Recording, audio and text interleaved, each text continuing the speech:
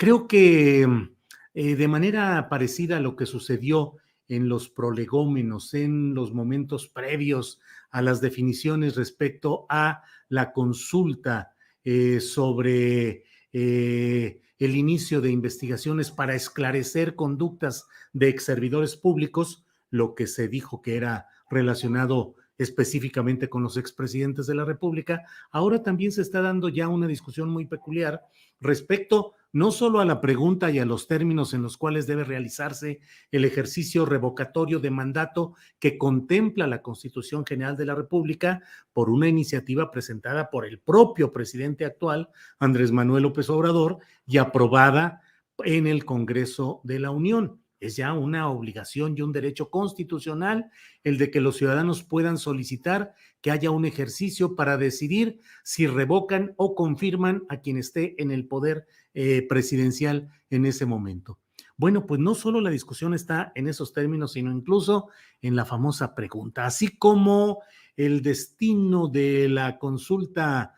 popular sobre exservidores públicos estuvo desde mi punto de vista muy definida y condicionada por el sentido de la pregunta, que no fue la que propuso el presidente López Obrador, sino la que definieron los ministros de la Suprema Corte de Justicia de la Nación, que desde mi punto de vista, y lo reitero, pues lo dejaron hecho un masacote sin trascendencia, sin alcances, sin precisión, lo cual desde mi punto de vista abonó a que hubiese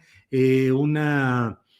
poca participación en ese ejercicio. Bueno, pues ahora en el revocatorio de mandato, el propio coordinador del Senado, Ricardo Monreal, a quien hoy traen en dimes y diretes respecto a si cada vez es menos la confianza de Palacio Nacional hacia él, luego de que en días pasados en la conferencia mañanera de prensa el presidente López Obrador pues urgió a que ya hubiese las acciones legislativas en el Senado para aprobar la ley reglamentaria del artículo constitucional referente a la revocación de mandato. Bueno, pues en ese marco, hoy el propio político zacatecano Ricardo Monreal ha anunciado que va a cambiar el sentido en el cual se va expresando esa solicitud o esa pregunta. Originalmente se había hecho agregando al final si quienes consideraran que debería, que podría ser revocado del cargo el ciudadano López Obrador por pérdida de confianza, lo cual pues introducía un sesgo o una discusión acerca de si era porque se le perdía la confianza. Algunos ciudadanos podrían decir, pues yo nunca le tuve confianza, no la estoy perdiendo. Otros dirían, yo le mantengo la confianza a él, pero aún así considero que es un momento político en el cual debe haber un cambio. Pueden ser algunas de las hipótesis que estarían condicionadas, pues, por el sesgo de la pregunta. Bueno, pues hoy el propio Ricardo Monreal ha dicho que la nueva propuesta va no en sentido negativo de preguntarle a la gente si está de acuerdo en revocar el mandato, sino en un sentido positivo y quitando este añadido de la pérdida de confianza. La pregunta que plantea Ricardo Monreal, y que en dado caso tendría que ser validada por la Suprema Corte de Justicia de la Nación, es la siguiente. La pregunta sería, ¿está de acuerdo en que el presidente de la República, electo para el periodo constitucional en curso, continúe en el cargo hasta que concluya su mandato, sí o no? Lo repito la pregunta. ¿Está de acuerdo en que el presidente de la República, electo para el periodo constitucional en curso, continúe en el cargo hasta que concluya su mandato? ¿Sí o no? Ya se verá qué es lo que decide la Suprema Corte de Justicia de la Nación. Tiene que vigilar que los términos de la pregunta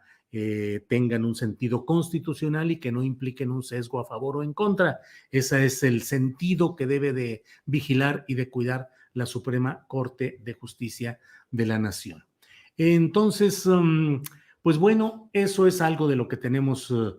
como comentario de lo que se viene en esta consulta, que no es una consulta, no es un ejercicio de consulta popular, sino un procedimiento específico distinto que se llama revocación de mandato. en este ejercicio, ya veremos qué es lo que sucede, hay mucha discusión, hay,